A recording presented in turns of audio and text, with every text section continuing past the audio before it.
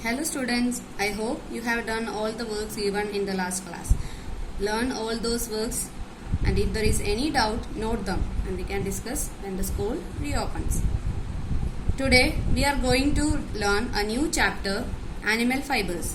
In class 6 you already learned about fibers and fabrics. You also learned about plant fibers, silk and cotton. Jute and cotton. In this chapter, you are going to learn about animal fibers, wool and silk. First of all, let's see what the history of clothes.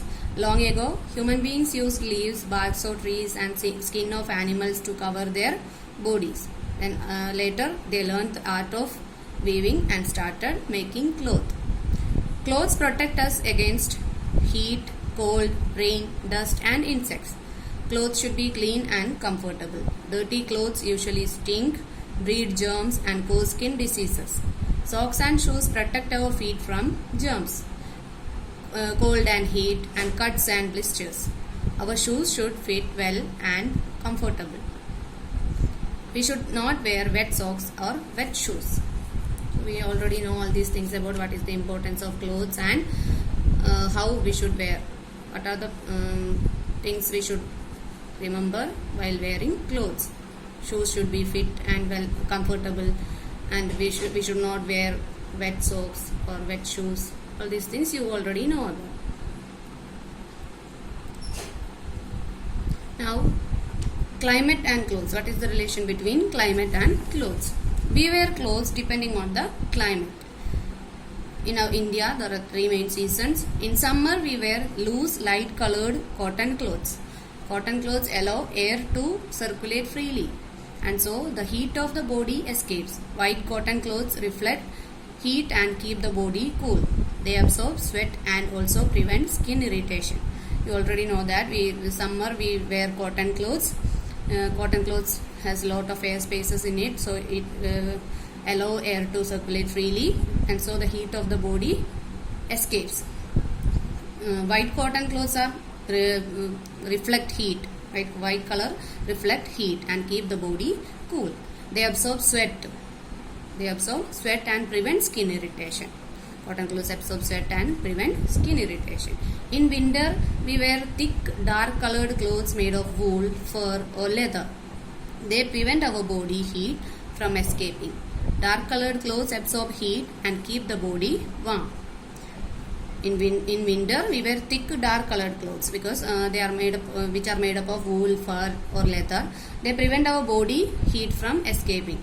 Our body temperature remains the same. They do not allow our body temperature to low. Then dark colored clothes absorb heat. It can absorb heat and keep the body warm. During rainy season, we usually wear cotton clothes. We also use raincoats, umbrellas and gum boots to keep dry when we go out in the rain. In rainy season, normally we wear normal clothes, cotton clothes.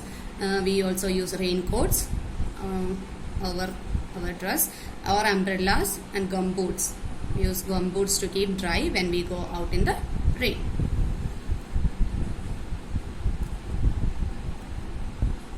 Now let's go to our topic, natural fibers. You already know that there are 2 types of fibers, natural fibers and synthetic fibers. Some of our clothes are made up of natural fibers obtained from animals or plants, and some of our clothes are made from chemicals, synthetic fibers, which are made from chemicals. Certain fibers are not made from natural resources. They are not obtained from nature. Chemicals are used to make such fibers. These fibers are known as synthetic fibers. Naturally occurring fibers are called natural fibers.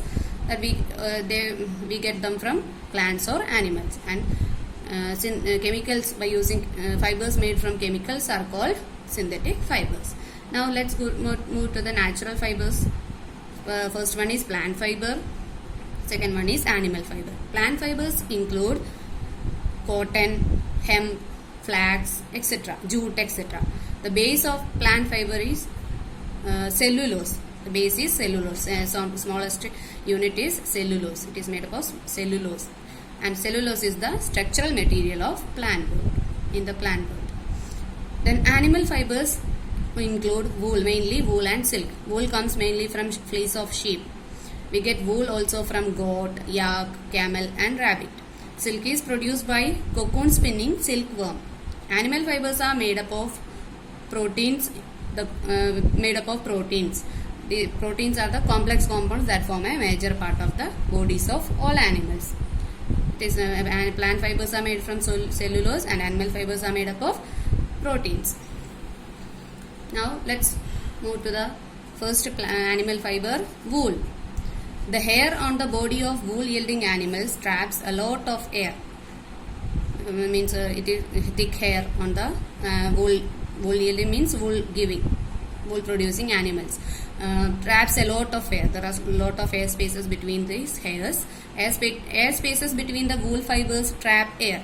Since air is a poor conductor of heat, this shields the body from cold and keeps it warm. And since air is there is a lot of air spaces between the hair, and this air do not allow heat to escape. So these animals body always remains warm because of the presence of thick fur on their body. That is why woolen clothes, we use this wool to make woolen clothes, and we wear these woolen clothes in winters to keep our body warm.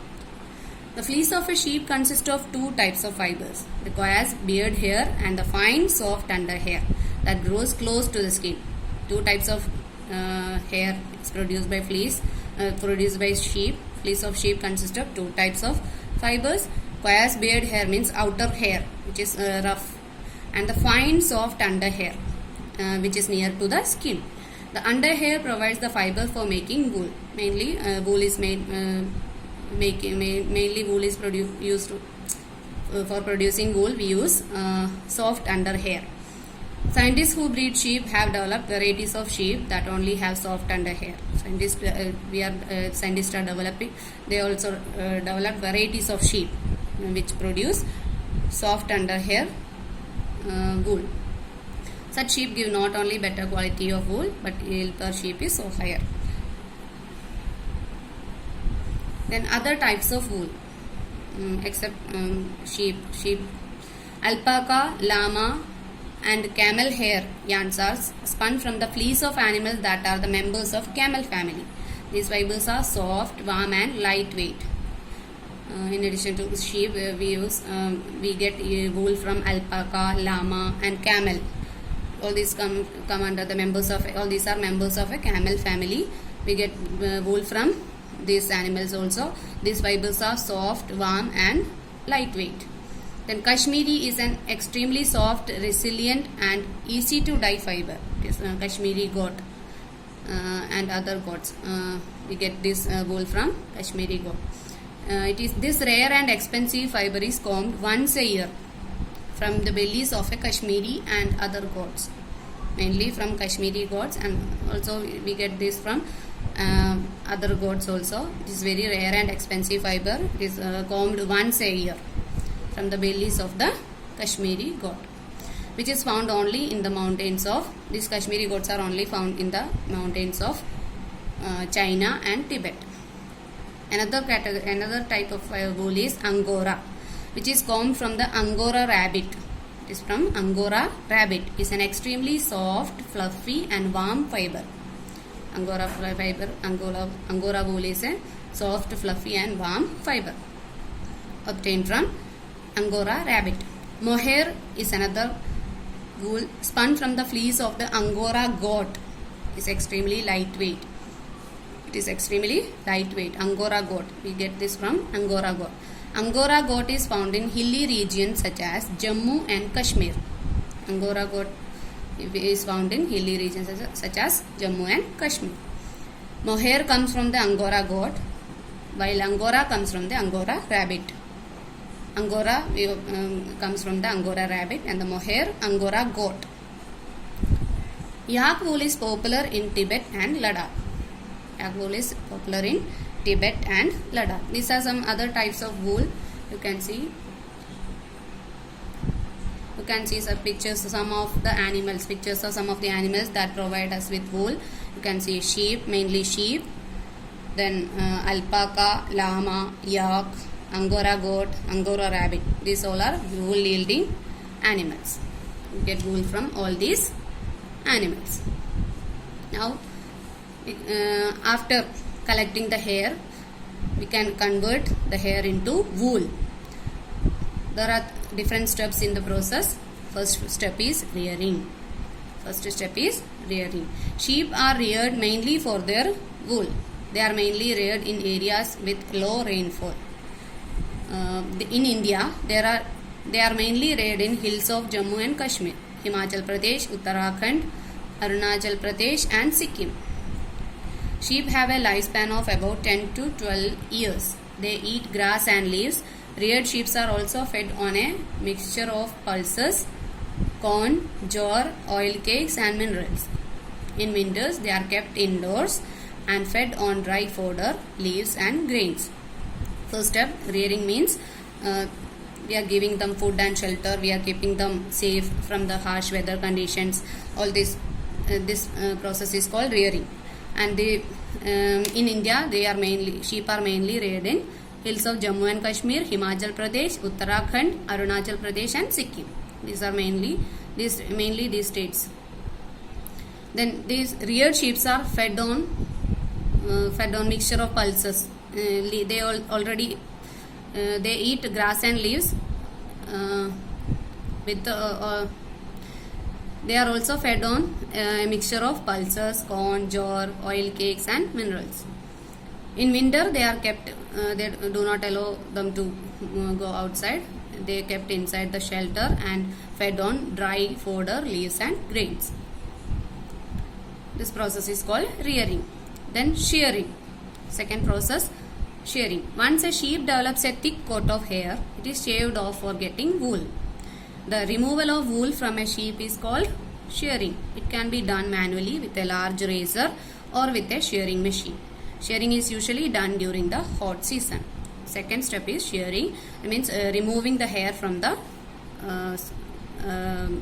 body of the sheep by using a large razor or a shearing machine. Removing the hair. Shaving the hair. This process is called shearing. Shearing is usually done during hot season, because in hot season there is no need of thick hair on their body, but in winter season they need the protection.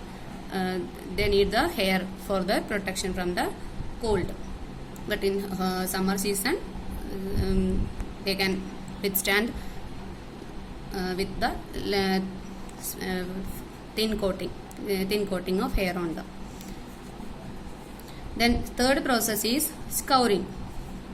The sheared hair is moved through tubs filled with soapy water to remove dust, dirt and grease. Means washing. Actually this meaning of scouring is washing. The sheared hair is removed through tubs filled with soapy water. Washing the hair. Water to remove dust, dirt and grease. This is known as scouring. It is then passed through a series of rollers and dryers. Then next step is sorting. Sorting means separating. Sorting consists of separating hair of different textures, different types of hairs, lengthwise or color-wise. They are separating. This process is called sorting. Then removing burr. Burrs are soft, fluffy fibers in wool. Sometimes we can see when we wear sweater, we can see soft, fluffy wool present. So this type of fibers are called burrs. These burrs should be removed before making the wool yarn. So these are removed manually. Then dyeing. The natural hair of sheep is white, brown or black. It is dyed in different colors. Now coloring. We can color them. We can dye them into different colors. So you can see the pictures of different pictures. You can see shearing, shaving means shaving the hair using razors or shearing machine we can use. Then scouring, washing the hair properly to remove dirt, grease, all those things, dirt, all those things. Then rolling into yarn. Next is rolling into yarn. Making yarn from the fiber. After sorting, making yarn. Then wool fiber, you can see bundles of bales of wool fiber in this picture. So these are the processes, and last process, making yarn. Next, the wool is straightened, combed and spun into yarn. After spinning, the wool is either woven or knitted. Longer fibers are knitted into wool for sweaters. The short fibers are woven into woolen cloth. The quality of wool varies from one breed of sheep to another. Quality of wool different from one sheep to another. The quality is decided on the basis of thickness, length, shine, strength and color of the fiber. You can decide the quality by on the basis of thickness, length, shine, strength and color of the fiber. Now some Indian breeds of sheep you can see in the table. Name of breed, Lohi. Quality of wool you can see, good quality wool. Lohi, good quality wool. Nali, carpet wool. Then Bakarwal for woolen shawls. Marwari, Quays wool. Patanwadi for hosiery. These are some Indian breeds of sheep, and their quality is given there. So that's all for this session. We will learn about the silk in next session.